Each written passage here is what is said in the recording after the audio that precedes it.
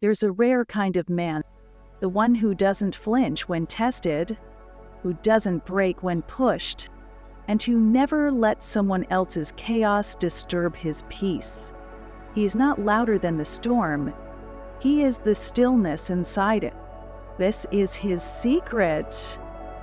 Welcome back to the Chill Stoic, the sanctuary where ancient wisdom breathes through the noise of our modern world. Here, we don't chase shortcuts. We forge strength slowly, quietly, from within. Today's lesson is not just philosophy, it is power. A kind of power that does not raise its voice, does not shout for attention, and never begs to be noticed. We're diving deep into what may be the rarest skill in today's reactive culture: emotional non-reactivity. You've seen it, haven't you? Men who unravel at the smallest slight, a delayed text, a sarcastic comment, a woman's emotional storm. Suddenly, their mood shifts, their tone sharpens, and the calm they claimed to have was nothing but a costume. They become loud, defensive, chaotic, convinced they're asserting strength, when in truth, they're exposing fragility. Because here's the quiet truth most never realize: strength is not how loudly you react, but how deeply you remain unmoved. Stoicism never taught us to feel nothing. It taught us to master what we feel, and more importantly, how we carry it. Let's be clear, non-reactivity is not emotional coldness, it's emotional command. It's the ability to feel everything and still remain aligned with your values. It's not the absence of emotion, but the presence of mastery. A man who cannot be swayed by the volatility of others is a man who has come home to himself. He doesn't suppress, he observes. He doesn't explode, he chooses. And in that space between stimulus and response, he finds sovereignty. Let's break this down into something real. Reactivity is automatic. It's primal. It's the tantrum, the honking in traffic, the heated text. It comes from the amygdala, the fight or flight part of your brain screaming for survival.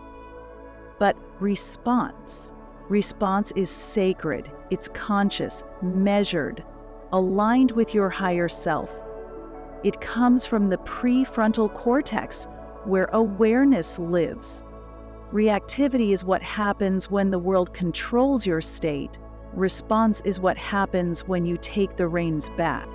Viktor Frankl, the man who survived the depths of human cruelty in concentration camps, said it best.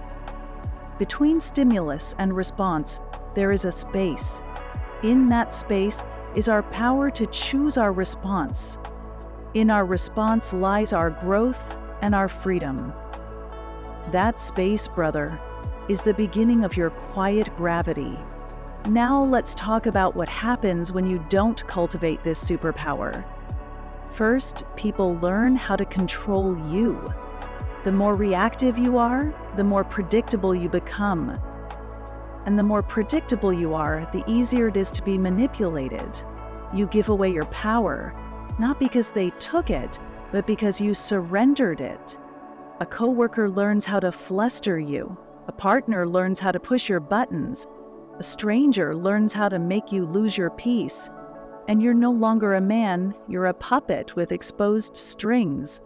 Second, you lose respect from others and worse, from yourself. No one trusts a man who wobbles at the first sign of tension. No one builds a life with a man who becomes the storm instead of standing calmly within it. And women especially, whether consciously or not, are testing to see, can I feel safe in his presence when I feel unsafe in mine? If the answer is no, she may stay physically, but emotionally she starts to retreat. Third, it's exhausting. You burn energy reacting to things that don't matter tomorrow. You stay up at night replaying conversations that should have ended at hello. You drain your spirit fighting battles that were never yours to begin with. Emotional volatility is not just unattractive, it's unsustainable. Like a ship with no anchor, you drift, spin, and sink. So how do you reclaim your center? How do you train this inner stillness? First, you identify your triggers. Know yourself better than the world knows how to provoke you. Is it disrespect? Is it being ignored?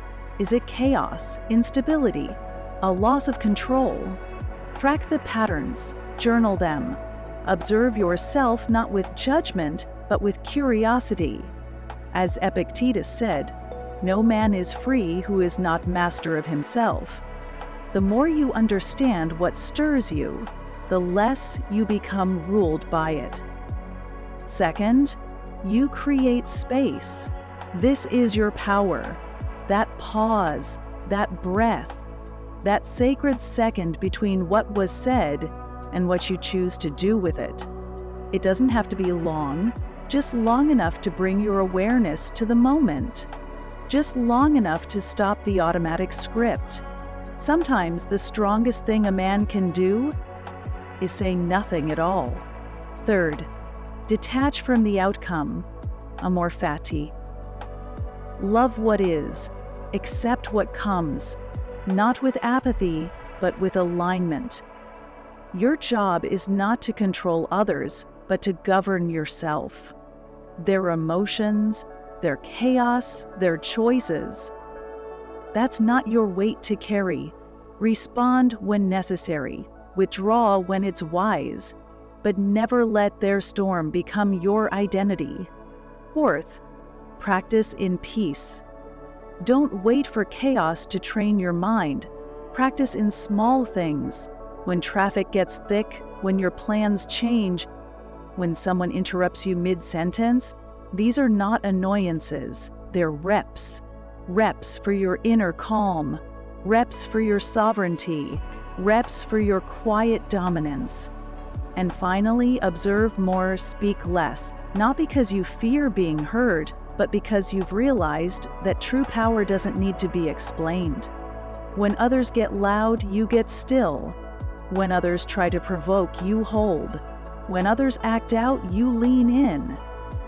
Not with reaction, but with reason. This doesn't make you weak, it makes you untouchable. And what happens when you live this way? You become magnetic. People start leaning in, listening closely. They don't know why, but your presence shifts the energy in the room. You become the anchor, the calm within the noise, the one she trusts when everything else falls apart. You no longer ask for respect, you embody it, and from that stillness you lead, not with volume, but with vision. So remember this, emotional non-reactivity is not passive. It is the boldest form of inner leadership.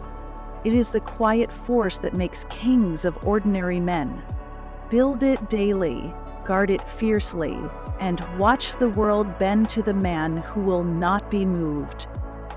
If this message stirred something in you, share it, not because it makes noise, but because some man out there needs to hear what stillness sounds like. Follow the chill Stoic for more timeless wisdom. And above all, remember, true strength doesn't shout, it stands.